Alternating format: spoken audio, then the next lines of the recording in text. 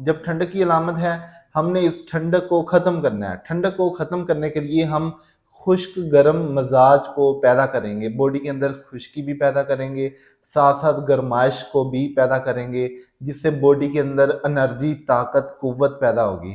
क्योंकि खुश्क गर्म मिजाज ये ताकत वाला मिजाज होता है। तो इस कंडीशन में हम लौंग दारचीनी का कावा, लौंग 3 अदद हो, दारचीनी 1 इंच का तकरीबन उसका पीस हो, इसे बॉयल करें, पानी में जोश दे के कावा बनाएं, शहद डाल सकते हैं इसके अंदर। और इसके साथ जो ड्राई फ्रूट हैं, खजूर, काजू, बादाम, पिस्ता, अखरोट, चलगोज़ा, मेवा, मनक्का, ये ड्राई फ्रूट का कसरत से इस्तेमाल करें। मूंगफली का इस्तेमाल करें।